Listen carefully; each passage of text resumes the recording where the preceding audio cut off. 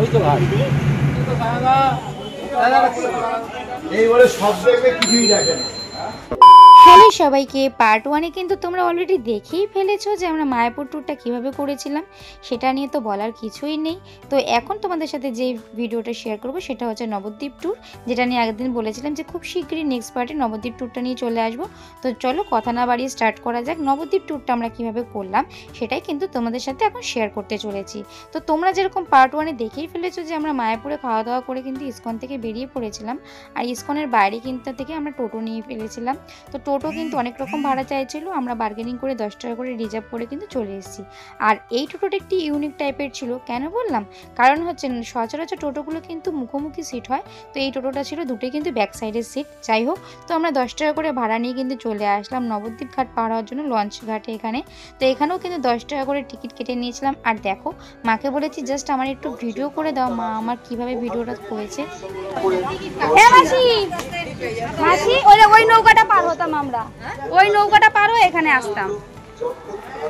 নৌকা হেভি লাগতো, মজা তো লাগে না, আমি এই জন্য নৌকা করে আসি, দারুণ লাগে। মেয়ে তো অতটা ঘুরলো বেকার।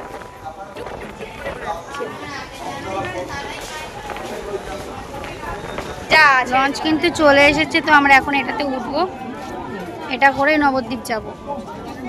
দাঁড়াও, নামতে দাও। আরে বসবো, থোড়ি বসবো,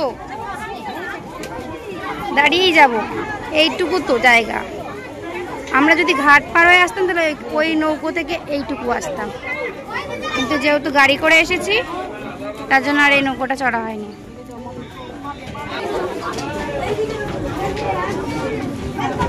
হাতেরগুলো দাও।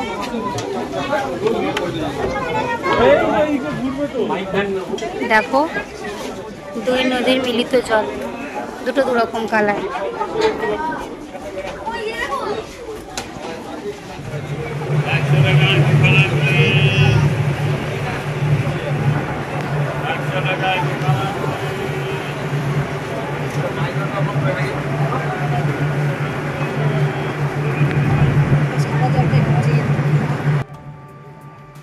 রোদের আলোটা জলে পড়াতে জলটা কত সুন্দর চকচক করছে। দেখো, এই দেখো দুটো নদীর মিলিত জল, একটা হচ্ছে জলঙ্গি, অপরটা কিন্তু হচ্ছে ভাগীরথী। যেহেতু ভগীরথ নিজের মস্তকে করে মা গঙ্গাকে নিয়ে এসেছিল, তাই কিন্তু এই নদীর নাম হচ্ছে ভাগীরথী। আর দেখো, হঠাৎ করে কিন্তু আমাদের চোখের সামনে শুশুক ভেসে ওঠে। তোমরা কি কেউ দেখতে জানো তো? শুশুক দেখে কিন্তু অনেকে ডলফিন বলে চেঁচিয়ে উঠেছিল, হয়তো বুঝতে পারেনি। যাই হোক, আমরা কিন্তু চলে এসেছি নবদ্বীপ ঘাট, আর এখানে কিন্তু বাইরে প্রচুর টোটো স্ট্যান্ড আছে। তো সেখান থেকে আমরা একটা টোটো দাদাকে ঠিক করেছিলাম, উনি আমাদের 6টা সাইট সিন করাবে। 450 চেয়েছিল, বাট অনেক কিছু বার্গেনিং করার পরে কিন্তু 350-তে রাজি করিয়েছিলাম। তো আমরা কিন্তু চলে আসলাম প্রথম সাইট সিনে। এর ভেতরে কিন্তু গুপ্ত বৃন্দাবন আছে। আমরা যখন গেছিলাম তখন আমাদেরকে বলা হয়নি, তো অনেকক্ষণ পরে উনি বললো। আর গুপ্ত বৃন্দাবনের জন্য কিন্তু আলাদা করে টিকিট কাটতে হয়, 10 টাকা করে পার হেড। তো আমরা প্রথমে কিন্তু মন্দিরের ভেতর ঢুকে ঠাকুর প্রণাম করলাম, আর বাইরে যেসব ঠাম্মারা বসেছিল তাদের জন্য কিন্তু মা আবার 100 টাকা দোকান থেকে খুচরো করে সেই খুচরো ভাঙিয়ে কিন্তু সবাইকে যতটুকু পেরেছে সাধ্যমতো দেওয়ার চেষ্টা করেছে। বেসিক্যালি আমি মা যখনই কোথাও যাই না কেন, বেশিরভাগ তীর্থস্থানে আমরা কিন্তু বাড়ি থেকে চাল বা কিছু খুচরো পয়সা এগুলো নিয়ে যাই, তো যতটুকু পারি দেওয়ার চেষ্টা করি। তো দেখতে পাচ্ছ মন্দিরে কিন্তু আমরা ঢুকে গেলাম, আর মন্দিরটা প্রণাম করে নিয়ে আমরা গুপ্ত বৃন্দাবনের এখানে চলে আসলাম। 10 টাকা করে টিকিট। আমার দাদু যখন বেঁচে ছিলেন তখন কিন্তু আমার বাবা এই গুপ্ত বৃন্দাবন তখন তৈরি হয়নি, এই যে মঠটা দেখতে পাচ্ছ, এই মঠের এখানে এসে কিন্তু প্রোগ্রাম করে গেছিলো। তো বাড়িতে এসে যখন কথায় কথায় বাবাকে বলেছিলাম তখনই বাবার মুখ থেকে শোনা। তো এর আগে আমি যখন নবদ্বীপ ঘুরে গিয়েছিলাম রিকের সাথে বা ফ্যামিলির সাথে, তখন কিন্তু আমি গুপ্ত বৃন্দাবনটা দেখিনি, তো এটা দেখার বাকি ছিল। তো চলে আসলাম, 10 টাকা করে টিকিট নিয়েছে। আমার দুই মেশো কিন্তু আসেনি, ওরা কিন্তু টোটোতেই বসেছিল।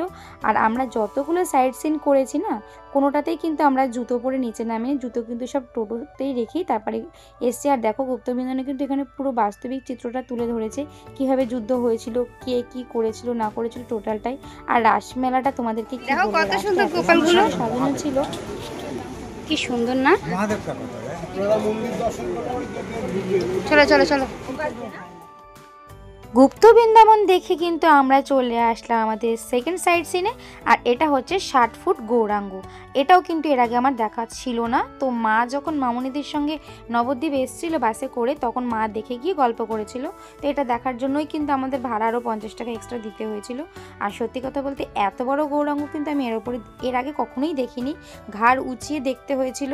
আর পাশেও খুব সুন্দর কিন্তু সাজানো ছিল। সবকিছু দেখা কমপ্লিট করে নিয়ে আমরা কিন্তু চলে গেলাম আমাদের এটা হচ্ছে নিমাই জন্মস্থান, তাই তো? চলো দেখে আসি।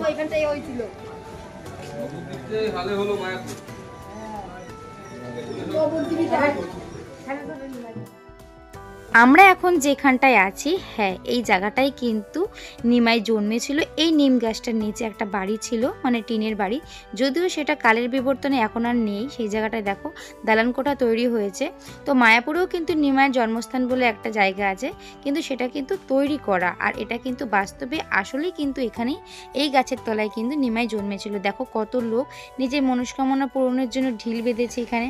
আমিও ভেবেছিলাম যে পুজো করব, কিন্তু সেই মুহূর্তে মন্দির বন্ধ ছিল, তার জন্য কিন্তু আমি আর বাঁধতে পারিনি। আর অনেক লোক অনেক রকম মনস্কামনা পূরণের জন্য কিন্তু এখানে আসে ঢিল বাঁধতে। তো আমাদের নিমাইয়ের জন্মস্থান দেখা 3 নম্বর সাইড সিন দেখা কমপ্লিট করে আমরা কিন্তু চলে গেছিলাম আমাদের 4 নম্বর যে সাইড সিন, সেটা হচ্ছে সোনার গৌরাঙ্গ দেখার জন্য।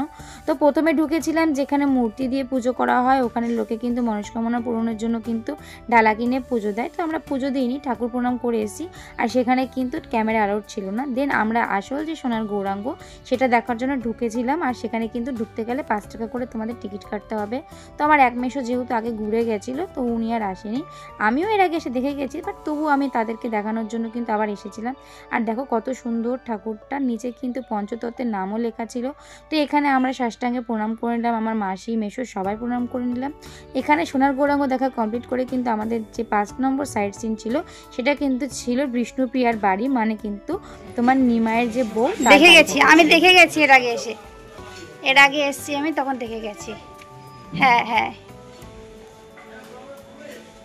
এই তো, হ্যাঁ হ্যাঁ এই যে বাড়ি এটা।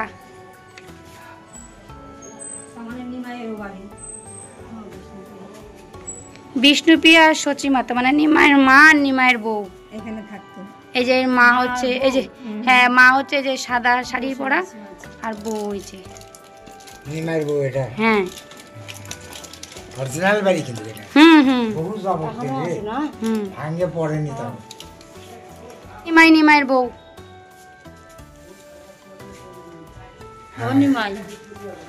নিমাই তুমি এখানে ছিলা। গাইড করতে কিন্তু আমার বেশ ভালো লাগছিল। আর সত্যি কথা বলতে কি জানো তো, আমাকে নিয়েই যাওয়া হয়েছিল গাইড করার জন্য। মালদা থেকে মাসি আর মেশো যখন আসবে বলেছিল, তখন কিন্তু ওদের ইচ্ছে ছিল তোমার হচ্ছে মায়াপুরটা নবদ্বীপটা ঘুরবে। আর আমার ভরসাতেই এসেছিল, যদিও আমার আর এক মেশো সব জায়গা ঘুরে গেছিলো। তো ওখান বিষ্ণুপ্রিয়ার বাড়ি ঘোরার পরে কিন্তু আমরা চলে আসলাম ধামেশ্বরে। আর এখানে ঢোকার মুখে একটা ইন্টারেস্টিং ব্যাপার হয়েছিল। এখানেও ঢুকতে গেলে যে 5 টাকা করে এন্ট্রি ফি করতে হয়, সেটা কিন্তু আমার আগে জানা ছিল না। তো আমি বাকি লোকদের সঙ্গে কিন্তু এন্ট্রি করে ফেলেছিলাম, বাদ বাকি আমার যে রিলেটিভ মেশো মাসিমা সবাইকে কিন্তু আটকে দিয়েছিল। আর আমি পেছন দিকে খেয়াল না করে আমি কিন্তু সেটা দেখতেও পারিনি। তো আমি যখন বাইরে বেরিয়েছিলাম, তখন তাদের কথা শুনে বুঝতে পারলাম যে এখানেও 5 টাকা করে ঢুকতে এন্ট্রি ছিল। তো যেটা আমার কাছ থেকে নেওয়া হয়নি বা তারা খেয়াল করেনি, আর আমিও খেয়াল করিনি। তো কোনো ব্যাপার না, ঠাকুর মন্দিরে ঢুকতে গেলে যে তোমাকে টাকা দিয়ে ঢুকতে হবে এই ব্যাপার তো ঠাকুর তোমাকে আর বলে দেয়নি। সেটা তারা নিয়ম চালু করেছে তাদের নিজেদের জন্য, সেই ব্যাপারটা আলাদা। আমাদের সবকটা স্পট দেখা কমপ্লিট, লাস্ট ছিল হচ্ছে পোড়ামাতলা। তো এটা দেখে কিন্তু আমরা চলে যাব কিন্তু আবার নবদ্বীপ ঘাট। তারপর ওখান থেকে ঘাট পার হয়ে মায়াপুরের থেকে নৌকো করে ওখানে গিয়ে তারপর কিন্তু বাড়ি চলে যাবো। চলো ট্রেন ধরে চলে এসেছি।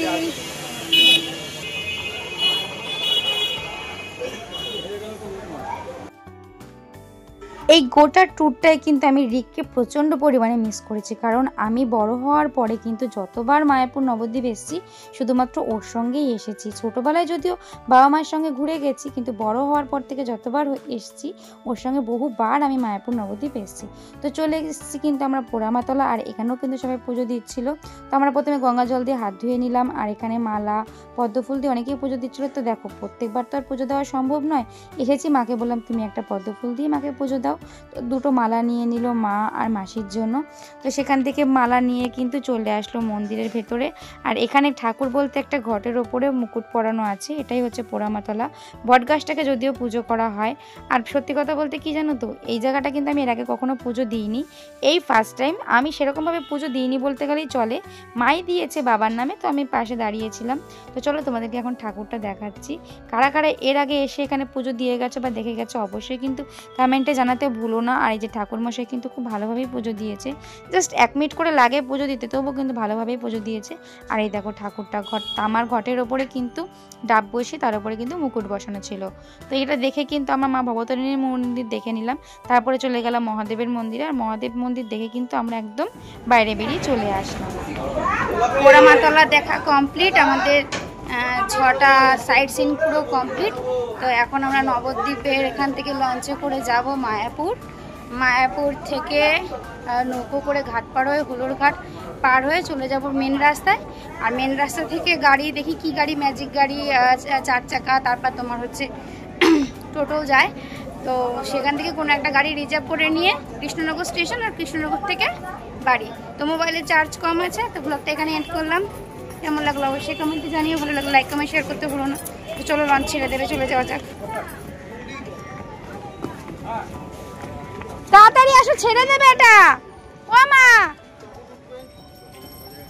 এটা ছেড়ে দেবে, তাড়াতাড়ি আসো।